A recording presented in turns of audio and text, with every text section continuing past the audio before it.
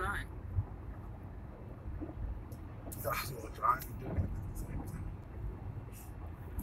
Okay, you're live.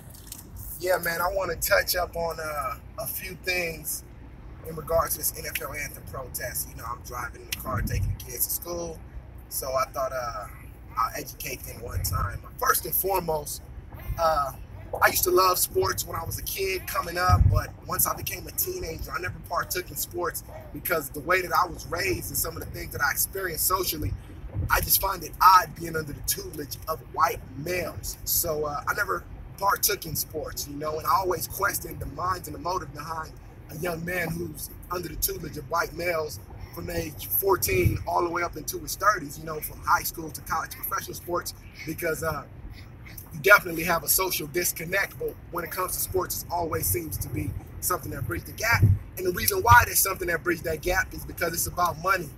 The NFL, first and foremost, is a multi-billion-dollar, for-profit, multinational corporation. It's nothing else. The NFL is no different from Apple.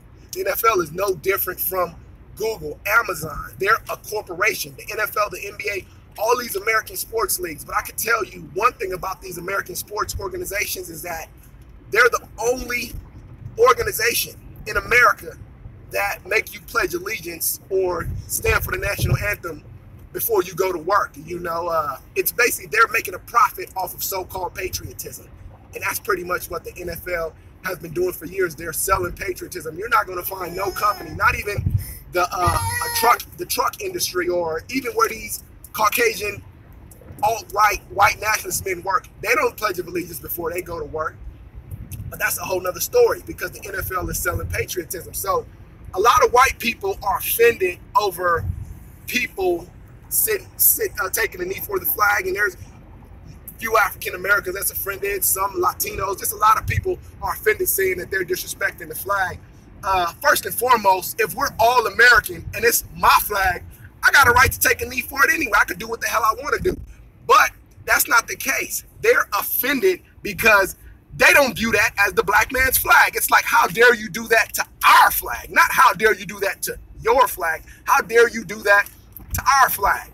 So that's one of the situations that makes this situation so racist. On top of that, the vast majority of people are racist are people who went out and voted for a guy who ran on a platform that insinuated America wasn't great. I mean, you think America's not great. If you thought America wasn't great when this guy ran for office, then you damn sure don't think it's great now that he's in office, because it's gotten worse from where it was before he became president. So you thought America wasn't great 8 months ago, and you still think America wasn't great. Someone takes a knee during the national anthem and you have the issue. I think the man who thinks America isn't great is more unpatriotic than the man who takes a knee during the national anthem, you know. On top of all that, you have these same Caucasian people who'll sit there and say, oh man, the alt-right, the alternative right, and these white nationalists, they have a right to wave their Confederate flag. Well, the Confederate flag is the most anti-American form of expression that there ever has been in the history of this country. If the Confederacy their way, there would be no American flag. So people think it's okay to want to support the alt-right, you want to support the white nationalists in their attempt to wave their Confederate flag, and then on the same notion, you want to get mad because someone takes a knee during the national anthem. I mean, I just think it's just total hypocrisy, man. And I think anybody who has an issue with African-American players voicing their opinion by taking a knee during the national anthem, you are a racist. And if you're not a racist, you are completely brainwashed by white supremacy. And that's just it. Some people just don't even understand what they've been brainwashed by. You know, at the end of the day, 80% of the league is black. And when Jerry Jones got on his knee, Jerry Jones let me know one thing. This white nationalist and this white supremacy ain't gonna fuck my money up. Excuse my language, children. But yeah, Jerry Jones let me know one thing. This white nationalist is not gonna F my money up. You know, he got on his knee. Mr. Texas, Mr. Conservative, Mr. Dallas Cowboy, he got on his knee. The owner of America's team got on his knee, because without those players, man, those guys, there would be no league. As much as people want to say, oh, it's a great opportunity for the players. No, it's a great opportunity for the owners, not necessarily just the players.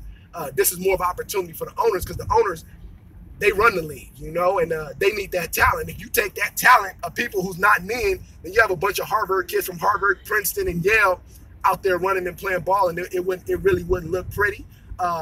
Most people thought that these guys were moved by money, and as we've come to find out, these guys in the league, they could give a damn about a dollar. You know, this is not the 80s, this is not the 90s. Everybody know that money don't mean much anymore, and these guys is willing to stand up for something, and I'm proud of a lot of those players who stood up, you know, because that's something you wouldn't have seen. Guys like Michael Jordan, or a lot of guys that they say came from the days where men were tougher and weren't sissies, yada, yada, yada. You know, these guys really went out there and proved their point, showed more heart than I've seen in a long time. You know, it was a point in time era where you only had a handful of guys, Ali, Jim Brown, and Kareem Abdul-Jabbar, who did that. But now you have a whole generation that thinks like Ali, that thinks like Jim Brown, that thinks like Abdul-Jabbar. So that's my point on that national anthem protest. Have a good day, y'all.